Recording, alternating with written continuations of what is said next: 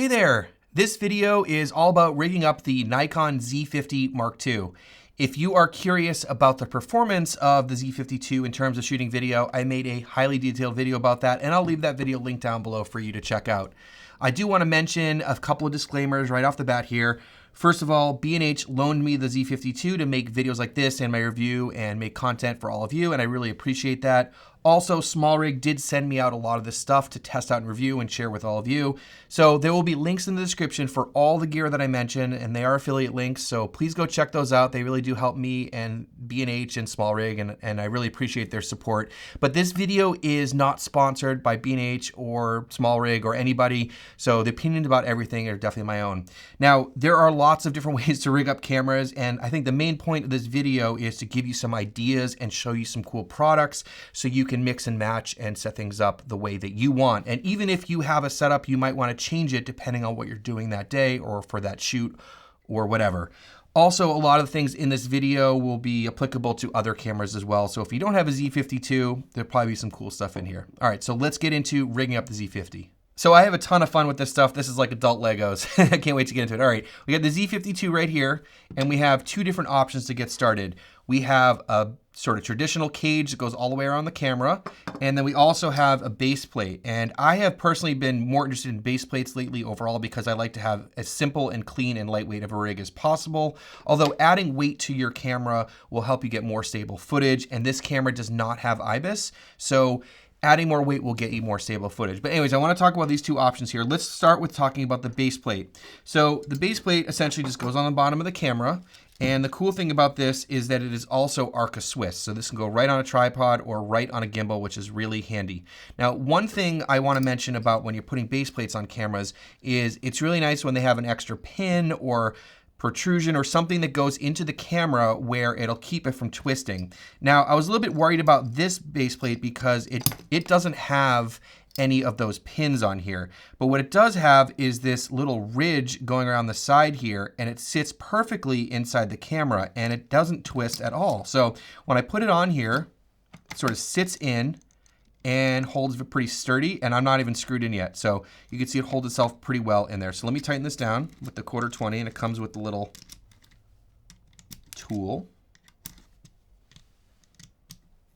So that's on there, slides right in there.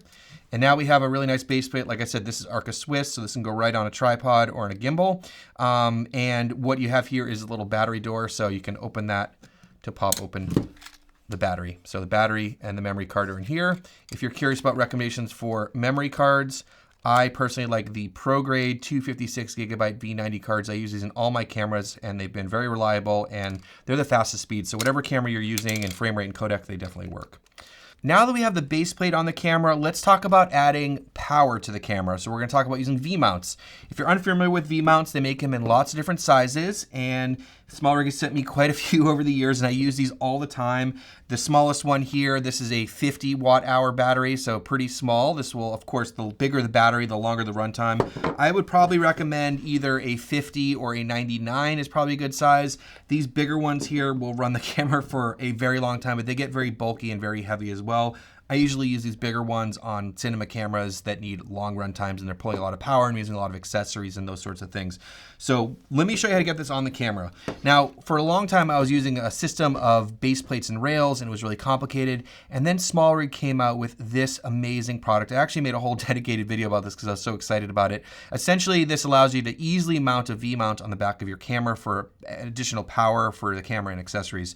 So let me show you how this works. Basically, this right here, Arca Swiss, slides in here, and on the back, the V-mount will pop in. And if you're unfamiliar why they're called V-mount, you can see the shape here, and also on the bottom of the battery, or back of the battery, you see it has that V shape, and these slide together. So let me show you how this goes on the camera, because it's super simple, and that's why I like it. So basically, you take your base plate and you slide it in, and then you just line it up, and you lock it down. So there you go. Now we have it mounted on the back of the camera, and you can make a few adjustments. If you loosen this lever here, you can slide the plate forward and backwards. I usually keep it as close to the camera as possible. You might be wondering how you get to the screen. Well, you can unlock this, and you can pull this down, and then you can pull the screen out. Put this back down and tighten it up so that you have it, you know, that way. So I'm just going to close up the screen for the time being. And then we can just put our battery on the back. So like I said, we're going to take I'll take a 99 for right now, and we'll pop this on here. And that's it. Now we have a nice little setup for handheld video or long run times on a tripod. I will talk about cables and stuff like that later once we get the cage on there and fully rig up the camera. But this system that I'm showing you here for this V-mount plate will work on the cage or on the base plate. It's a very versatile system, and I've been using this extensively for a while since it came out with all my mirrorless cameras. I really do like this little piece. So now that we talked about the base plate, let's go on to talking about the cage. So with this cage in particular, there isn't anything super unique about it. It does the job. It goes all around the camera, gives you a lot of mounting places. But let me give you a quick tour around the cage first. So on the bottom, we have our one mounting place here, this 1/4-20 that goes in the bottom of the camera. It comes with the tool. It also comes with this little thing like on the base plate so you can access the battery door. On the right-hand side, we have where it goes around the grip. I like how it's sort of, you know, curves around and also kind of bevels a little bit. So it feels really comfortable on the grip. It feels like you're really holding the grip and not as much of the cage, which I definitely appreciate. On the left side of the cage, access to all of our ports, and we also have a little NATO rail here. On the top, we have 2 cold shoes and then mounting places here for what we're gonna use for either handle and or monitor. So pretty basic, but let's get this on the camera and let me show you how it mounts, because I think this one's a little bit different than some of the other ones that I've used before. So basically we're gonna pop the camera in, and the first thing we're gonna do is attach it on the bottom. So 1/4-20, take the tool, we'll screw this in.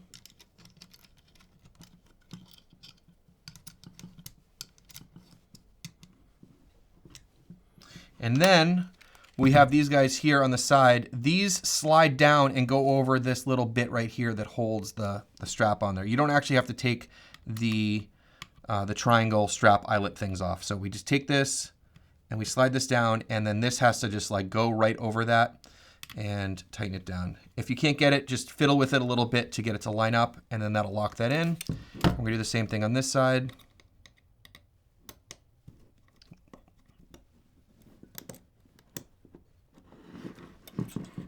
So now that it's over that, we're gonna tighten this down. Now I do have to say the one thing I don't like about this setup, I do like how it's super easy, I'm gonna put the tool back on the bottom here, is about the strap eyelets. Like they're still here and you could, I guess, technically use them, but they don't kind of go up all the way. And if you do put a strap on this, it's sort of like hitting against it. I don't really like that. And I don't see any other strap eyelets on the cage itself. So again, if you're using a strap on this, I probably wouldn't go this route or get some sort of other attachments, but I just want to point out what I've noticed about the cage so far. So that's the cage on there. It feels really good. I like how it has 3 mounting places, which is fantastic, so you don't get any jiggle or any of those sorts of things. And like I said, the grip also does feel pretty good as it wraps around the camera like that. And the other thing about this is a smaller camera, being, you know, an APS-C camera and just of a smaller body, is you get a little bit more extension on the grip. So when you're holding it, you do have a spot for your pinky, which is kind of nice. So just keep that in mind. It's kind of nice to have a cage on there sometimes. It makes the camera feel a little bit bigger, especially when you're handling it quite a bit. So let's get this thing rigged up. So one of the first things I think you should always do when rigging up a mirrorless camera is add more battery life to the camera. This camera runs for about 1.5 hours, I believe. I mentioned that in my review video. So you're gonna look for longer run times. So let's put the battery solution on, which I already talked about, this V-mount baseplate thing. So we're gonna slide this in here, lock that down like we did before. And there are 2 little lines here to help you get it centered, which is really nice. So we got that on here. Let's add a battery. I'll throw the 99 on there for now. But I think the 50 could also be kind of cool. The other thing is between the 2, you could figure out how the thing balances depending on how big your lens is. So let's get that on there. So we got our 99 on there. Now we have our cage and our basic battery situation sorted out. Let's talk about monitors. Personally, I love using an external monitor when I'm doing my videography work because it's hard to see the screen sometimes, and it's just a lot easier to get composition, framing, focus, exposure, all those sorts of things when you have a bigger monitor. Now, there are a lot of different monitor options out there. I personally use a lot of small HD products because they're really just high quality, but they're also very expensive. So I didn't bring one of those out to show you guys. But I have my original Atomos Ninja V, which I tend to use for some stuff, especially like screen recording and things like that. But there are a lot of great monitors out there. I just haven't tried them from companies like Viltrox and Portkeys and FeelWorld and Lilliput and all those companies out there.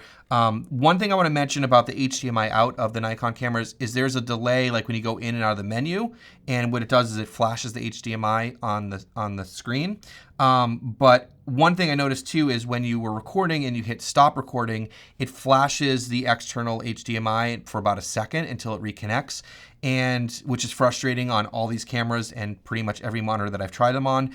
But one thing, I tried the Shinobi 2, that new monitor from Atomos, and it was even worse. It was like 4.5 seconds. So I wouldn't recommend the Shinobi 2, and I do want to mention that, not because it's a bad monitor, but because of the way Nikon interacts with it. It's kind of frustrating. So I have the Atomos Ninja V here, but again, whatever monitor that you like or can afford or whatever, that would be fine. I probably would recommend a 5-inch for something like this. All right, how do we get this mounted on the camera? Well, the first thing is a piece like this, and this is great because what it has here is it has what's called RE locating pins.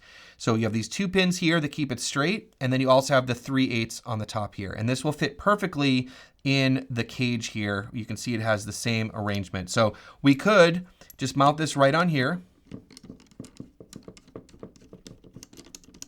and there is a spot for a hex in the middle there to really tighten it down, which is I would definitely recommend.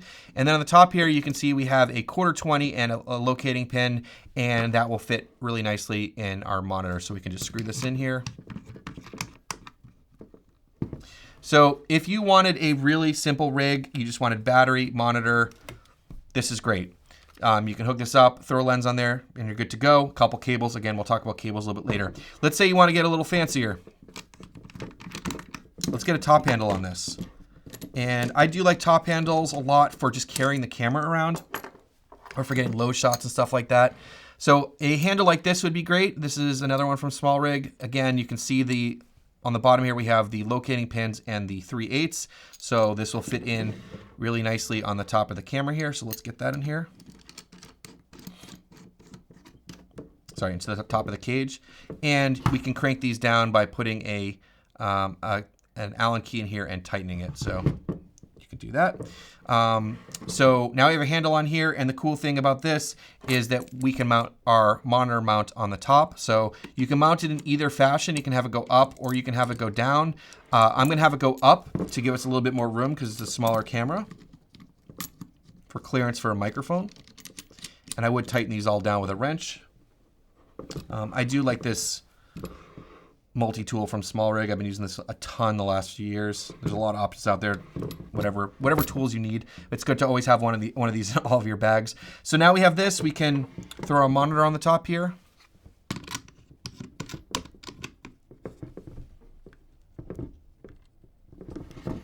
Cool. So now we have a good start to get going here. The next thing let's do is let's throw a lens on here so we can just keep this a little bit more balanced. I'll throw the 14-30 f4 on here. I like this lens a lot.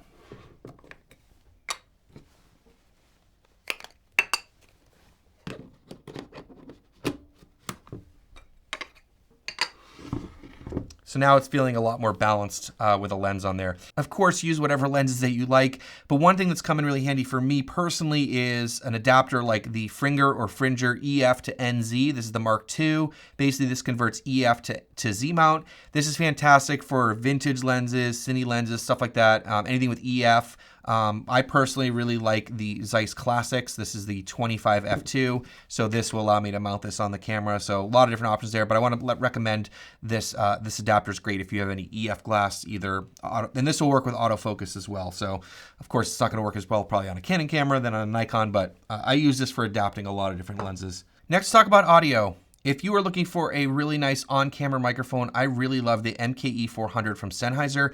I've been using this for several years now, and I absolutely love it. The main reason is the sound quality is great, and it does great outside in the wind because it has dual wind protection. It has this dead cat here that it comes with, and inside this also has some extra wind protection. And then you have controls for gain and a low cut filter. The other things about it that I love so much is it's not very tall. A lot of microphones, they stick up really high.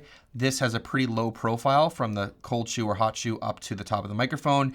And also the microphone cable comes out the front, which is great. So if you have this on your camera and you want to hold up your camera like the EVF to your eye, this won't poke you in the face. So I love the design of this, and I've been using this for years. So let's get this on the camera. And you could put it in two different places. We could put it on the right-hand side or the left-hand side. I prefer it on the left so it doesn't get in the way and have less handling noise when I'm working the right-hand side of the camera. So we're just gonna slide this guy in here. Tighten it down.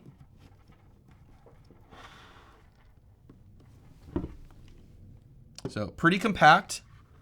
And that's a reason why I decided to put the mount this way is to get more clearance with the microphone there. So that's kind of why I did that. You could put this in a lot of different places. Like I said, you could put it on the right, but that's kind of where I'd put it on this camera. You just got to be careful about handling noise, grabbing the camera, but this is a very small camera without making the rig ridiculously large. I think that's a good trade-off there. And we're talking about cables and stuff over here in a second. But before we get to cables, I do want to mention if you are looking to put a follow focus on your camera, you could definitely put a rail system on there. But another cool product from SmallRig is this follow focus here. And it does come with some pieces that go around the lenses, the gears that you can use for that if you're not using a cine lens.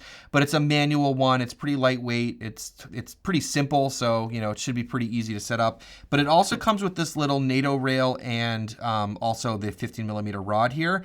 And you can mount this on the side of the camera. So let me show you this, because if you are looking to put a follow focus on there, I think this is a great solution without having to set up a whole rail and base plate situation. So I'm just gonna mount this onto the camera.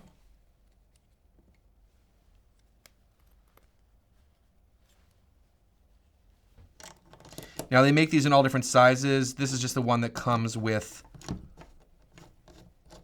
that follow focus kit.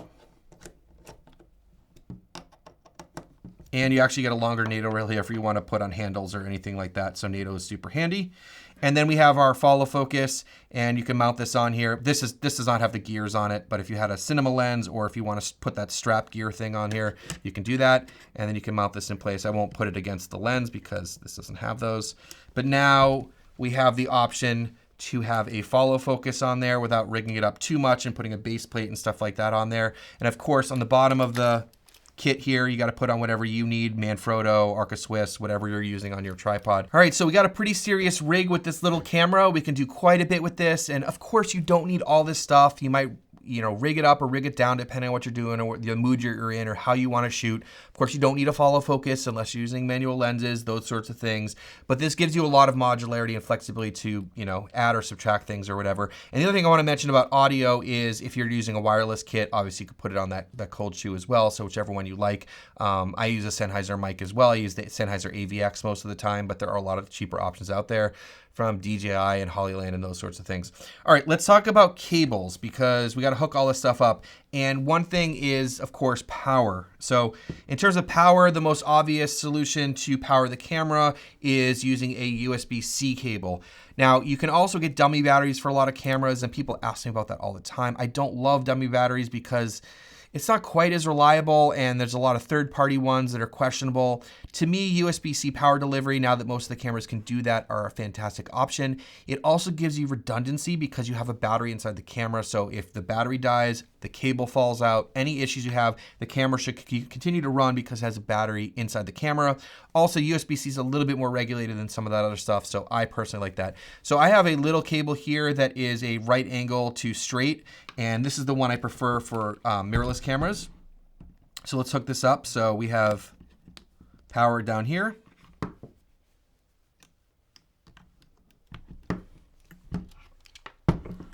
And then on the top of the V-mount here, which you hopefully can see under this handle, we have a few different options for USB-C and barrel connectors.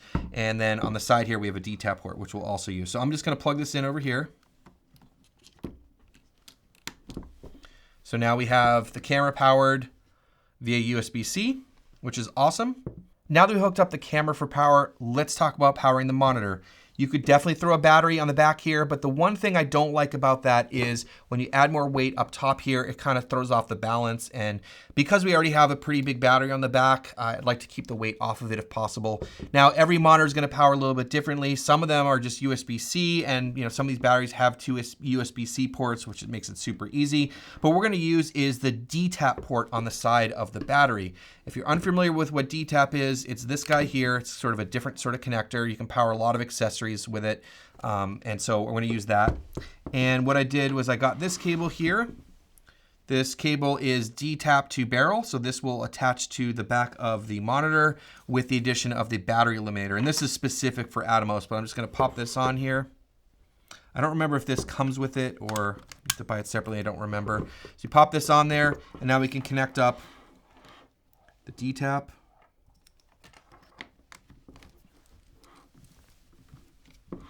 To our monitor.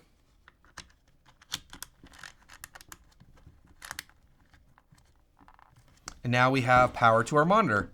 So we have everything running off of that one battery. And what's really nice is when that battery dies, you can just swap it out, put another one in, and keep rolling. So that's really nice. And it keeps the center of balance really nicely balanced and really easy to hold. So the last couple things, of course, would be to get a signal from the camera to the monitor. So we have a couple HDMI cables. This has micro HDMI, which is fine. These are some cables from SmallRig. I've been using their cables for a long time now, and they just sent me some new ones, and they're even nicer than my old ones, so I'm really excited about that. There's different lengths. I would probably go for the slightly longer one here, just to give you a little bit more flexibility, but we're just going to plug this in. Probably run this somewhere like this, just to get it out of the way.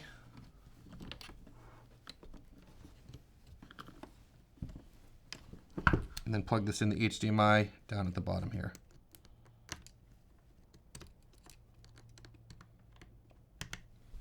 All right, now our camera is hooked up to the monitor. And lastly, the only thing is the microphone, which I didn't plug in before. Get a little crazy here, but this is a small mirrorless camera and we're hooking up a lot of things to it. But this does have a mic port, so we will plug the microphone in right there. So here we have the fully rigged out Nikon Z50 Mark II, and it is looking pretty awesome. I think if you showed up with this on set, your clients might be impressed. This is a lot of fun. Now, of course, you don't need all this stuff every time you go out and shoot, and you don't need to buy all this at once either, but it just gives you some ideas about how you can rig up Z50 II and maybe some other small mirrorless cameras. So this is a pretty cool setup. Now, the one other thing that people ask me about for recommendations all the time is a variable ND filter. Now, this is the one I've been using for several years now. I did a bunch of tests a while ago, and this is the one I like the best, and this is the one I've been using pretty extensively over the last few years. This is the Nisi True Color 1 to 5 stop variable ND filter. I generally, at 5 stops, you're not going to be able to shoot wide open on a 1.4 lens. They make a 4-stop filter that slides on top of that if you need more ND, but this one, in terms of color accuracy and shifts and sort of vignetting and stuff, this one was my favorite of the ones out there, so I've been using this one pretty extensively. Anyways, a lot of cool products I mentioned in here, and I just want to give you some ideas about how you can rig up your Z50 II or other mirrorless cameras. If you found value in this video, please consider hitting subscribe, and like I said earlier, all the links for all the gear that I talked about are down in the description below. Huge thanks to B&H and SmallRig. Thank you for watching, and we'll see you in the next one.